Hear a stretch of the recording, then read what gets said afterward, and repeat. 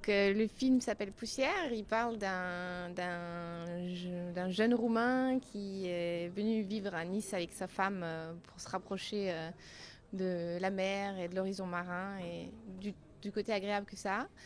Et puis on apprend dans l'histoire que sa femme s'est noyée 2-3 ans auparavant.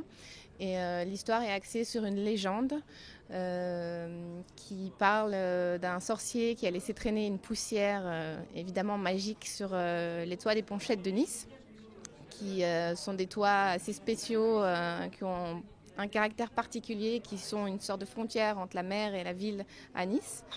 Et donc la légende raconte que celui qui sèche ses larmes avec cette poussière retrouve sérénité et peut vivre avec son malheur. Et donc ce Roumain qui s'appelle Andrei, dans son désespoir et dans la peine qu'il a à faire le deuil de sa femme, croit à cette légende, ou du moins a envie d'y croire, assez pour balayer ses toits, pour récolter la poussière afin de l'utiliser. Donc voilà, le film est basé sur cet homme qui vit carrément sur ses toits, tellement il y passe du temps. Et on l'entend jamais parler. Et ce sont tous les personnages du quartier qui sont autour et qui ont une vision sur ses toits, qui parlent de lui et qui racontent son histoire. Et c'est donc à travers tous les acteurs de la ville niçoise qu'on rencontre Andrei et son histoire. Tout ça est donc venu d'abord du lieu que j'avais découvert quelques années auparavant, qui me parlait beaucoup. C'est un décor vraiment qui raconte plein de choses au premier regard, en tout cas pour moi.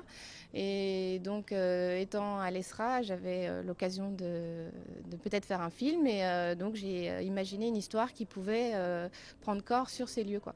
Donc, j'ai suis un peu voilà, laisser emporter par l'ambiance du décor pour penser une histoire qui serait imaginable là. Et voilà, c'est comme ça que l'histoire est venue.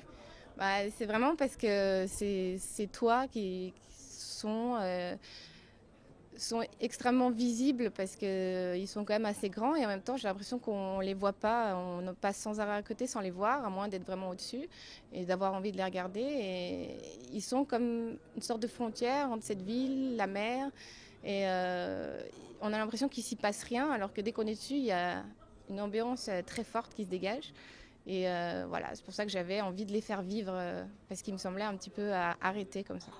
Il y a pas mal de problèmes techniques qui se posent parce que c'est un tournage 100% extérieur, à un moment de l'année où il y a une météo un peu critique, avec tout à coup beaucoup de responsabilités au niveau du matériel, la gestion d'une équipe. Même si on se prépare, tant qu'on n'est pas dans le feu de l'action, il y a beaucoup de choses voilà, qui chamboulent un peu les choses. Et après, évidemment, aussi, par rapport à enfin, d'un point de vue plus personnel, c'est toujours délicat de voir vraiment concrétiser les choses qui avaient été jusque-là assez abstraites, quoi.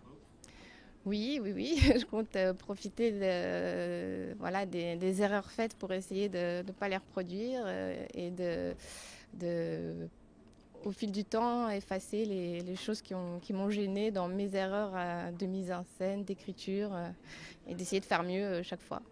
Me freinerai moins dans mes envies et mes idées et j'hésiterai pas à m'éloigner de ce que je croyais être une voie classique à laquelle il fallait se tenir. Et je pense que, en tout cas, par rapport à ce que je cherche, il faut surtout que je m'en éloigne. Merci beaucoup.